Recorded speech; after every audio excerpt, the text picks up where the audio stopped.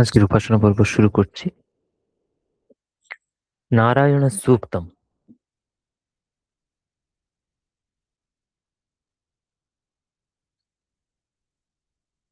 শ্রী গুরুভ্যো নমঃ। হরিঃ ওম। सहना भवतु सहनो भुनक्तु सह वीर्यङ्करवावहै तेजस्विनावधीतमस्तु मा विद्विषावहै। ॐ शान्ति शान्ति शान्तिः। ॐ सहस्रशीर्षं देवं विश्वाक्षं विश्वशम्भुवम् विश्वन्नारायणं देवमक्षरं परमं पदम् विश्वतः परमान्नित्यं विश्वन्नारायणगुं हरिम् विश्वमेवेदं पुरुषस्तद्विश्वमुपजीवते पतिं विश्वस्यात्मेश्वरगुं शाश्वतगुं शिवमच्युतम् नारायणं महाज्ञेयं विश्वात्मानं परायणम् नारायणपरो ज्योतिरात्मा नारायणः परः नारायणपरं ब्रह्म तत्त्वन्नारायणः परः नारायणपरो ध्याता ध्यानन्नारायणः परः यच्च किञ्चित् जगत् सर्वं दृश्यते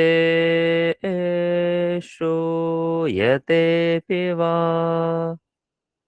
अन्तर्बहिश्च तत्सर्वं व्याप्य नारायणस्थितः अनन्तमव्ययं कविगुं समुद्रेऽन्तं विश्वशम्भुवम् पद्मकोशप्रदेकाशगुं हृदयं चाप्यधोमुखम् अधो निष्ट्यावितस्त्यान्ते नाभ्यामुपरि तिष्ठति ज्वालमालाकुलं भाति विश्वस्यायतनं महत्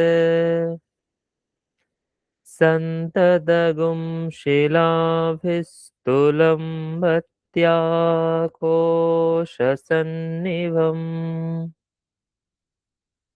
तस्यान्ते सुषिरगुं सूक्ष्मं तस्मिन्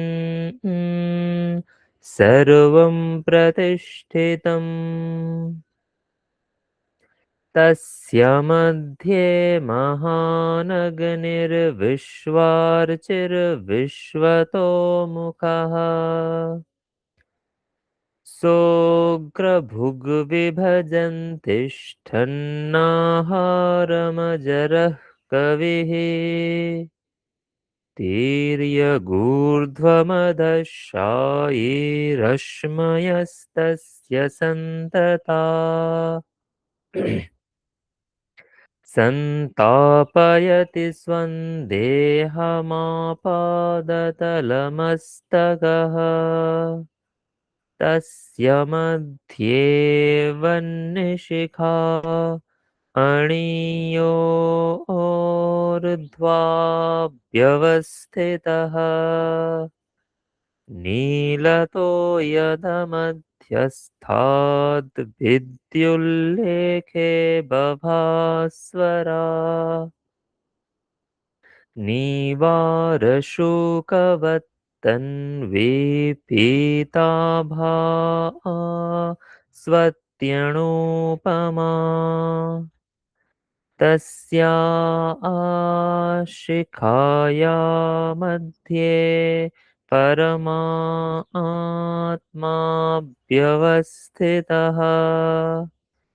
सब्रह्मस शिवः स हरिः सेन्द्रः सोऽक्षरः परमस्वराट् हृदगुं सत्यं परं ब्रह्म पुरुषं कृष्णपिङ्गलम् ऊर्ध्वरेतं विरूपाक्षं विश्वरूपाय वै नमो नमः ॐ नारायणाय विद्महे वासुदेवाय धीमहि तन्नो विष्णुः प्रचोदयात् ॐ शान्ति शान्ति शान्तिः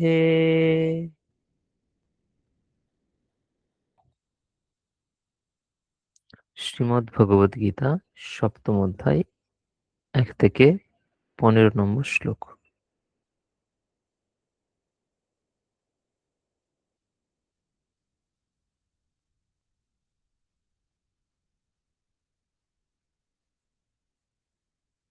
वसुदेवसुतं देवं कंसचाणूरमर्दनम् देवकी परमानन्दम् कृष्णं वन्दे जगद्गुरुम्। अथ सप्तमोऽध्यायः। श्रीभगवानुवाच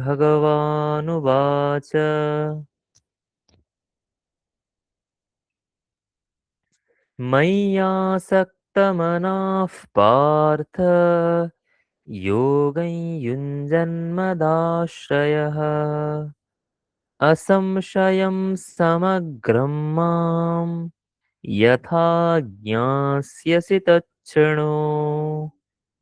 ज्ञानन्तेऽहं सविज्ञानम् इदं वक्ष्याम्यशेषतः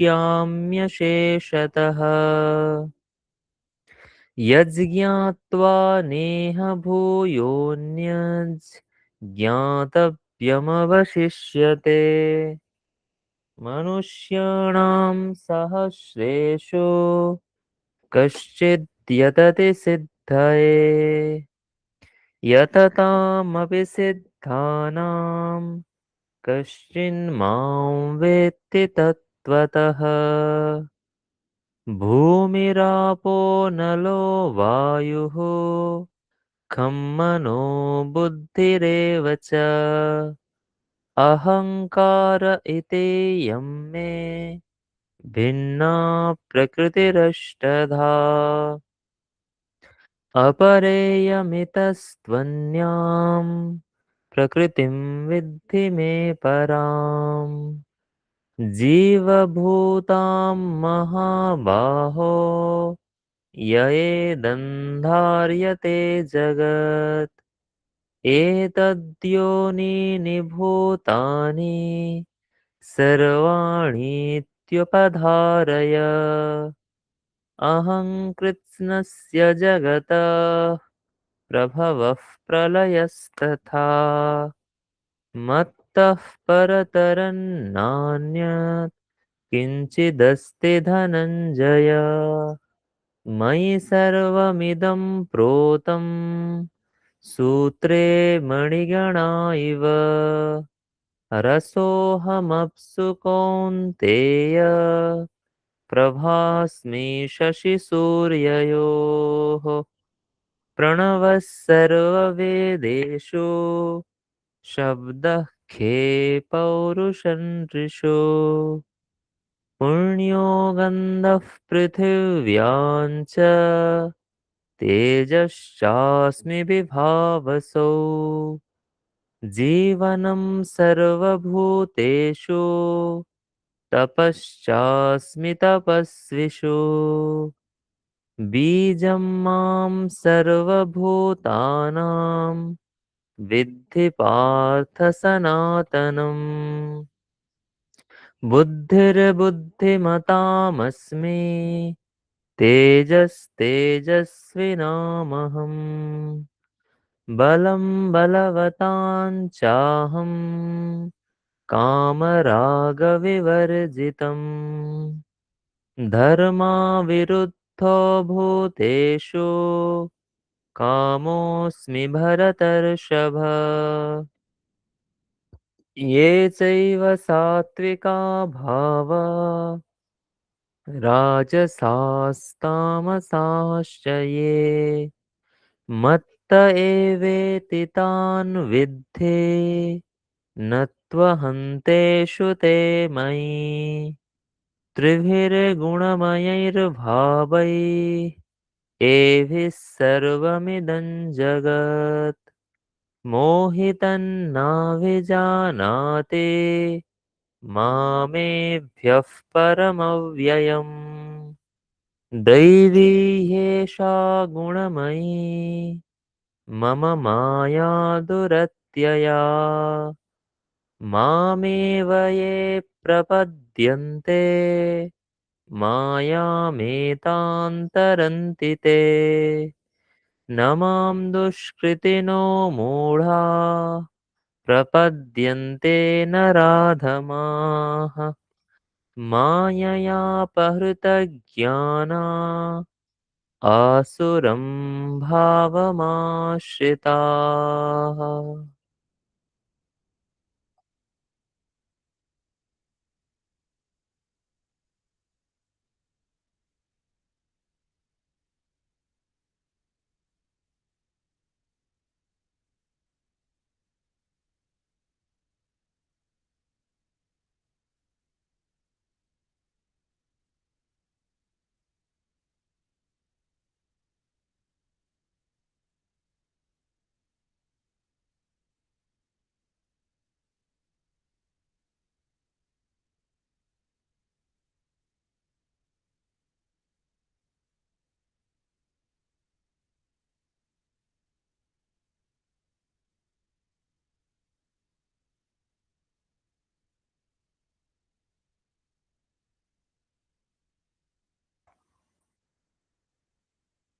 আজকের মনন শ্রীমদ্ ভগবদ গীতা ষষ্ঠ অধ্যায় চতুর্থ শ্লোক।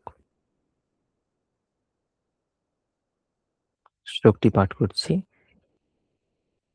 यदा हिनेन्द्रियार्थेषु न कर्मस्वनुषज्जते सर्वसङ्कल्पसन्न्यासे योगारूढस्तदोच्यते। यदा हिनेन्द्रियार्थेषु न कर्मस्वनुषज्जते सर्वसङ्कल्पसन्न्यासे योगारूढस्तदोच्यते। যখন সাধক ইন্দ্রিয়সমূহের ভোগে আসক্ত হন না এবং কর্মেও আসক্ত হন না, তখন সেই সর্বসংকল্প ত্যাগী পুরুষকে যোগারূঢ় বলা হয়।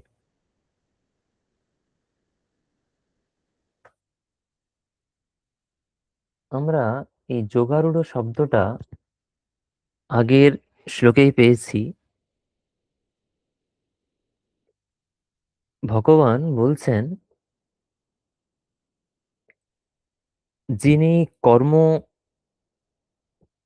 করেন তিনি হচ্ছেন আরুরুক্ষোহ মুনিহি, আরুরুক্ষুহ মুনিহি।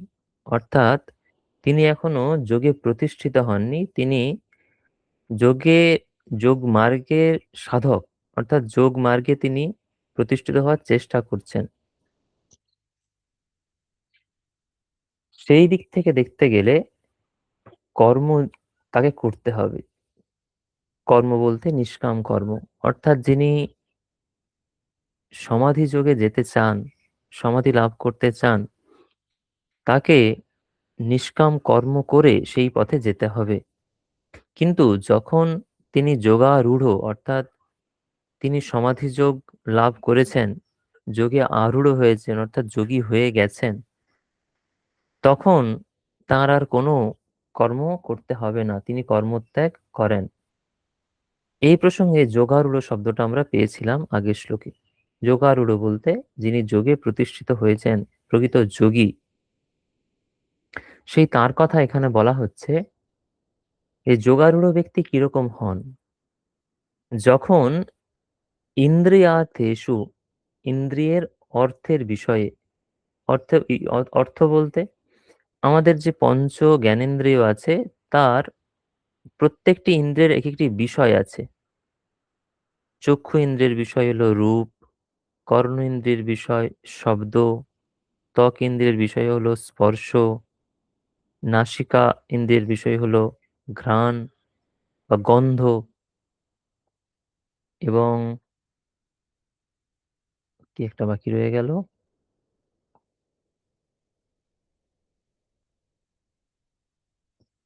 চক্ষু ইন্দ্রিয়ের বিষয়ে রূপ বললাম। রূপ, রস, গন্ধ, স্পর্শ, শব্দ, এই পাঁচটা বিষয় ইন্দ্রিয়ার্থ, ইন্দ্রিয়ের বিষয়। যখন এই বিষয়গুলোতে এবং কর্মসু ন অনুসজ্জতে, এবং কর্ম এখানে সাধারণত শঙ্করাচার্য বলছেন যে যে কর্মগুলো সাধারণ মানুষ করে, নিত্য নৈমিত্তিক কাম্য প্রতিষিদ্ধ প্রভৃতি কর্ম। নিত্য কর্ম মানে যেগুলো না করলে আমাদের প্রত্যবায় হয়, অর্থাৎ যে কর্মগুলো আমাদের প্রত্যেক দিন করতেই হয়, যেমন সন্ধ্যা বন্দন প্রভৃতি। আর কি কাজ আছে? নৈমিত্তিক কর্ম। নৈমিত্তিক কর্ম কিছু আছে যেগুলো প্রয়োজনে আমাদের করতে হয়, যেমন আমাদের যদি পুত্র বা কন্যা সন্তান হয়, তখন তার জন্মকে উপলক্ষ করে কিছু কর্ম আমাদের করতে হয়।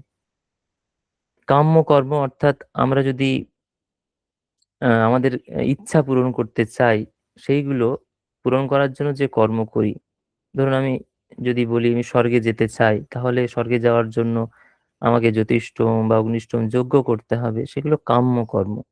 আর প্রতিষিদ্ধ কর্ম হচ্ছে যেগুলো আমরা, শাস্ত্রে বারণ আছে যে এই কর্মগুলো করবে না, সুরাম না পিবেত প্রভৃতি কর্ম, সুরাপান করবে না, এই কর্মগুলো নিষিদ্ধ কর্ম। অর্থাৎ নিত্য নৈমিত্তিক কাম্য বা প্রতিষিদ্ধ যে কর্ম, এই কর্মগুলো যখন কেউ করে না এবং ইন্দ্রিয়ার্থে যে, অর্থাৎ শব্দাদি প্রভৃতি বিষয়ে সে আসক্ত হয় না, অনুসজ্জাতে মানে সে কর্তব্য বুদ্ধিতেও সেগুলো করে না, এবং সর্বসংকল্প সন্ন্যাসী, যিনি সমস্ত সংকল্প ত্যাগ করেছেন। সংকল্প মানে, মনের বাসনা, করার যে ইচ্ছে, আমরা যে কাজ করি, কাজটা প্রথমে আমরা করি না, প্রথমে আমাদের মনে সংকল্প হয় যে এই কাজটা আমাকে করতে হবে, কিসের জন্য করতে হবে, কেন করতে হবে প্রভৃতি, মনে আমাদের আগে একটা সংকল্প বা বাসনা হয়, তারপর আমরা সেই কাজটা করতে উদ্যত হই। সন্ন্যাসী সেই সংকল্প, অর্থাৎ মনের সমস্ত বাসনাকেই ত্যাগ করবেন, সন্ন্যাস করবেন। সমস্ত সংকল্প, একটা দুটো নয়, যা মনের বাসনা আছে, কর্ম করার বাসনা আছে, ভোগের বাসনা আছে, সমস্ত কিছুকে তিনি ত্যাগ করবেন। তখনই তাকে যোগারূঢ় বলা হবে। অর্থাৎ বিষয়ের প্রতি কোনো আসক্তি থাকবে না, কর্মের প্রতি কোনো স্পৃহা থাকবে না, এবং ভোগের প্রতি বা কর্ম করার প্রতি যে সংকল্প যখনই মনে উদিত হবে, তখনই তিনি সংকল্পকে সমূলে নাশ করবেন। এইরকম ব্যক্তি হলেন যোগারূঢ় ব্যক্তি।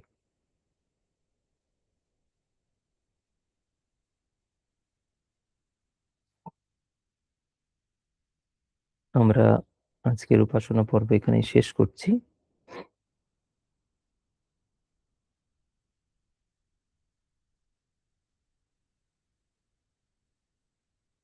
আপনারা আপনাদের প্রাত্যহিক জপ, ধ্যান, পূজা পাঠ, প্রাতঃভ্রমণ, শরীরচর্চা প্রভৃতি দিয়ে একটি নতুন দিন শুরু করুন। সকলকে অনেক ধন্যবাদ। আমরা এখানে রাখছি।